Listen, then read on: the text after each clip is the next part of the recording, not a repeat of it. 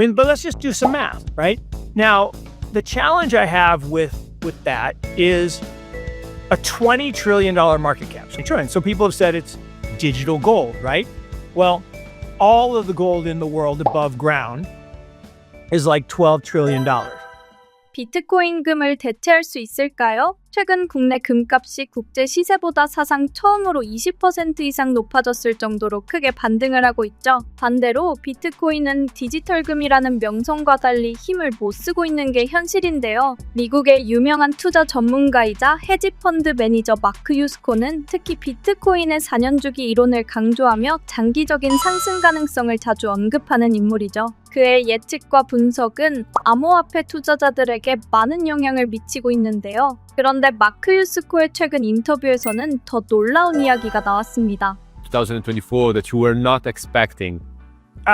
So many things. So many people had their expectations built up positively for the halving, that you have this parabolic move right after the halving, and that clearly didn't happen. You saw a pretty meaningful sell down from 74,000 all the way down to 53,000. I think that caught a lot of people off guard. On the same day as the approval of the Bitcoin ETFs, the CME released a whole bunch of additional futures products that essentially increased the liquidity pool for people to take the opposite side, right? You can go short futures, you go long the ETF, have a market neutral trade, but that constant selling in the futures market puts a cap on upward trajectory of prices, and even could put downward pressure if somebody else piles on and goes naked short. So this downward relentless pressure finally dissipated in September, and we made this really rocket ship move all the way back to new all-time highs. And the nice thing is we've seen this accumulation pattern again, higher highs and higher lows. So according to your view, Trump's election served as the main catalyst that inverted this trend? Well, no, it was an accelerator. I think it was more the tail as opposed to the dog. I think the dog is the fact that there's new money coming into this market.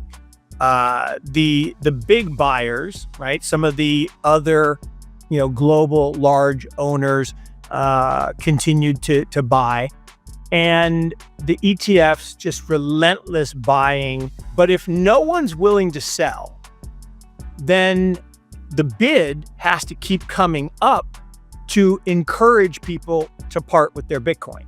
And I think that's what we're seeing now. 마크유스코는 반감기 후 즉각적인 상승이 없었던 이유로 선물 시장에 공매도 압력을 들었어요. 하지만 9월 이후 매도세가 줄며 강한 상승이 이어졌고 꾸준한 자금 유입이 가격을 끌어올리고 있다고 봤습니다. 과연 이 흐름이 언제까지 지속될까요? 다음에 이어질 마크유스코의 이야기를 끝까지 들어보면 그 안에 중요한 힌트가 들어있는 것 같은데요. 집중해 들어보시죠. By the way, now I would like to talk about your outlook for 2025.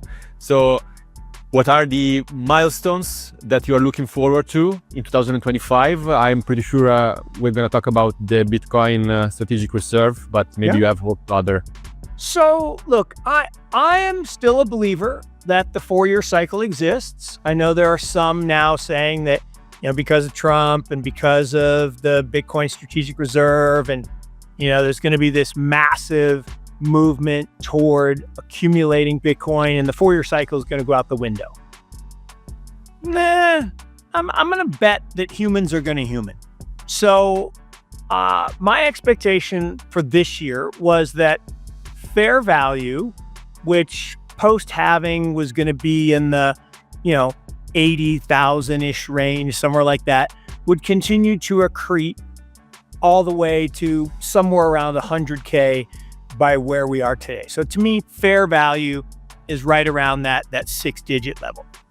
I figured we would blow through that 6-digit number, and then humans would human. The humans would come in and they'd start to lever up, and we'd see a parabolic move probably to 120, maybe even 150. This time in 25, it'll be April-ish, and that would kind of make sense, a year after the the halving.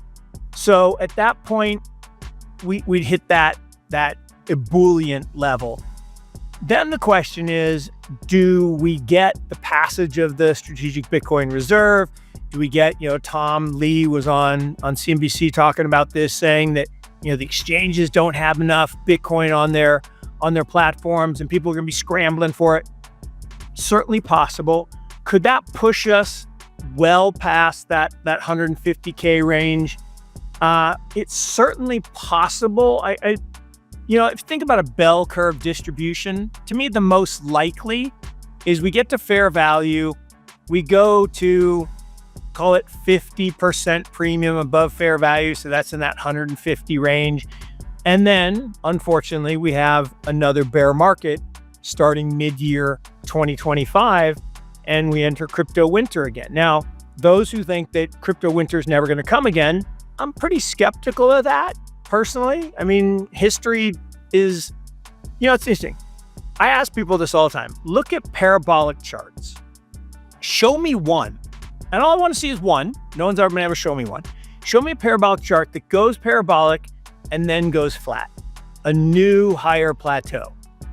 None of them do that, right? They go parabolic and they keep going parabolic and then eventually they go down. 마크유스코가 말한 대로 최근 비트코인 시장은 트럼프의 전략적 비축 자산 발표에도 8만 달러대에 머물러 있는 상황입니다. 여전히 불안정한 것 같은데요. RHODL 비율을 보면 그 수치가 비트코인이 초창기보다 훨씬 낮아졌는데 그만큼 변동성은 줄어들고 사람들이 장기 투자를 목적으로 가고 있습니다만 이게 가격이 안정적인 경로를 가리키는 걸까요? 그럼 과연 그는 비트코인을 디지털금으로 불릴 수 있을 정도로 안정적인 자산이며 앞으로 자산으로서 가치 투자를 바라볼 수 있는 자산으로 볼 수 있을지 그의 견해를 한번 들어보겠습니다. If compared to the one we heard from Samson Mao, who came on our show lately, he was saying that he expects Bitcoin to reach $1 million next year. What can you say about that prediction? I think Samson's a great thinker on this. But let's just do some math, right? Now, the challenge I have with that is a $20 trillion market cap. So we just hit 2 trillion, or we're just under 2 trillion. A 10x from here means $20 trillion. Well, $20 trillion, what has to happen for this asset to be worth 20 trillion? So people have said it's digital gold, right? Well, all of the gold in the world above ground is like $12 trillion. Well, only half of that counts because half of it is jewelry and chalices and gold leaf and gold bars. That really doesn't count. Well, the gold bars do because they're part of the monetary base. The monetary value of gold is about 6 trillion. So we're a third of the way there already. So the idea that the monetary base, if Bitcoin is digital gold and it needs to replace the base layer of gold in central banks around the world, 6-ish trillion is plenty. Now, you say, but that's not all going to be owned by central banks because there's individual holders. Okay, well, those central banks have got to buy it from somebody. And those, sellers, people say, well, I'm never going to sell. Well, okay, but someone's got to sell for someone to buy. That's the way markets work. They can't make more out of thin air like fiat currency.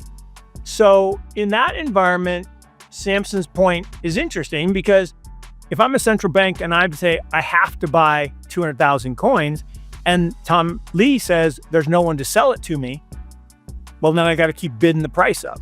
So could you see a parabolic move?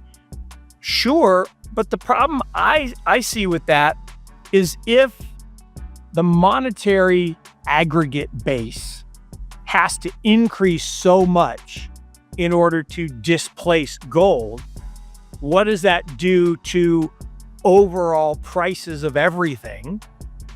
Probably not a very good thing. And what does that do for overall economic activity? Probably not a very good thing.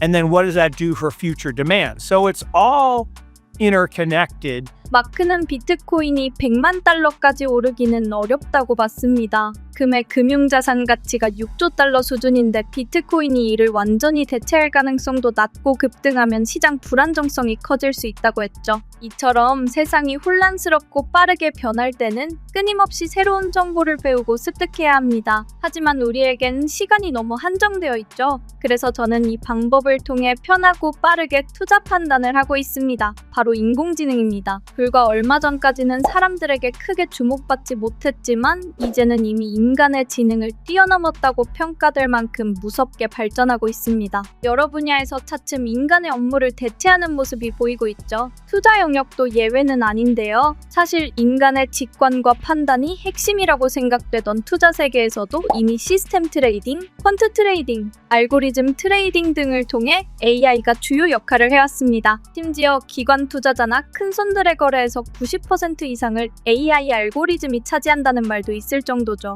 저는 개발자 출신으로서 이런 흐름을 놓칠 수 없다 생각해 AI 학습에 몰두하고 있습니다. 특히 챗GPT의 가장 고가 버전을 계속 사용해보면서 미래 기술을 체감하고 있어요. 또 오래전부터 투자에 관심이 많아서 AI와 투자의 접목을 고민하고 실험해봤는데 꽤 괜찮은 자동 매매 시스템과 지표를 만들어낼 수 있었습니다. 그 성능을 직접 보니 아주 인상적이더군요. 관심 있으신 분들은 영상 아래 더보기란에 링크를 걸어두었으니 한번 살펴보시면 좋겠습니다. 직접 체험해보시면 정말 재밌을 거예요. 오늘 영상은 여기까지 마무리하겠습니다. 시청해주셔서 감사합니다.